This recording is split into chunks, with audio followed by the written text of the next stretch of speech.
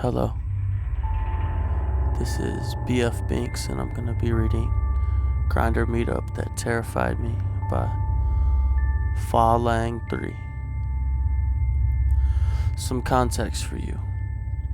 I'm a 19-year-old college student, and earlier this past year I decided to create a Grindr profile because why the hell not? I'm single, and I decided I might as well be a dumb college student while I'm a dumb college student. My friends and I were studying late one night in their dorm room like always. All of my close friends lived together in one dorm, so their lounge was the primary hangout spot. It was a little after midnight and I went on Grindr.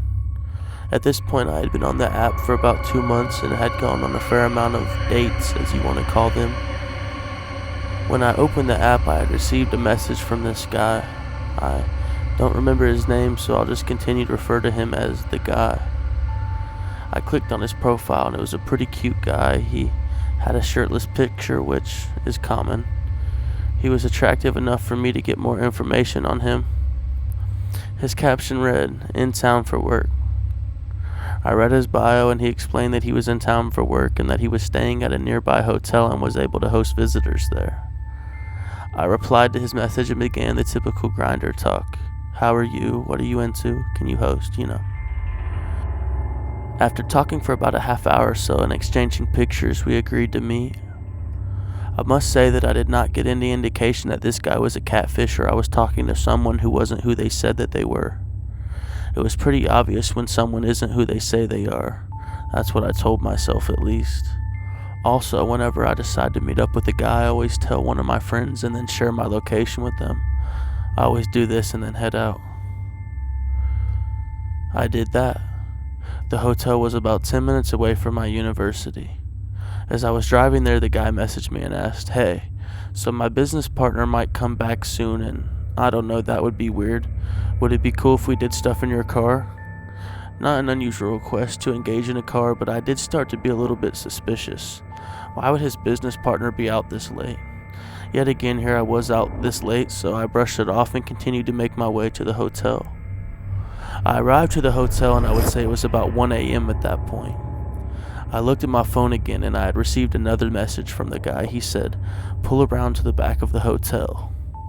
I drove into the parking lot and made my way to the back of the hotel past the pool. This is when things started to get a little weird. As I pulled into the back of this hotel parking lot, I noticed a guy in a red hoodie between some cars. Assuming it was the guy that I had been messaging, I pulled into one of the spots underneath a light post about 20 feet in front of a dumpster and sat in the corner of the parking lot. By this point, the guy in the red hoodie had gone out of my sight. Out of habit or instinct, I clicked on the button to lock my doors. I checked the app and received another message from the guy and it said, "Pull back next to the dumpster." I assumed that since I was underneath the light, he was worried that we'd be caught by a guest or hotel staff.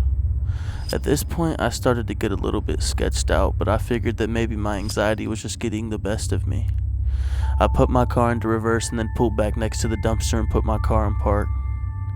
At this point, I'm scanning the parking lot for a guy and I don't see anyone. No sight of the guy in the red hoodie. I feel my heart rate suddenly increase and I begin getting cold sweats. Maybe I shouldn't have even driven out here, I remember thinking to myself. Then I checked the app again and I received another message from the guy. It said, "Turn your car off and get into the back seat." Okay, it was at this point that my fight or flight response kicked in because without thinking I immediately turned my car on and hauled ass out of there. I sped out of the parking lot as fast as my Ford 2004 could go. I didn't even stop to check for oncoming traffic when I pulled out into the parking lot into the main road. I drove about 2 miles up the road away from the hotel and pulled into a McDonald's parking lot. At this point I was trembling, but I'm thinking maybe I just overreacted. I checked the app again to see if the guy messaged me anything. I was expecting maybe a "what the fuck" or something like that, and the messages from the guy were gone. I'm assuming he blocked me, which leads me to believe that whatever he had planned was probably not good at all. Was he trying to jump me, steal my car, or maybe even something worse?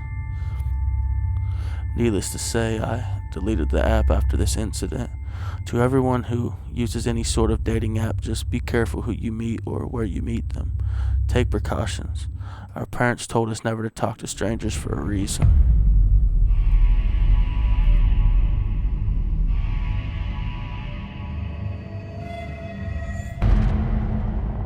Please like and subscribe to the channel.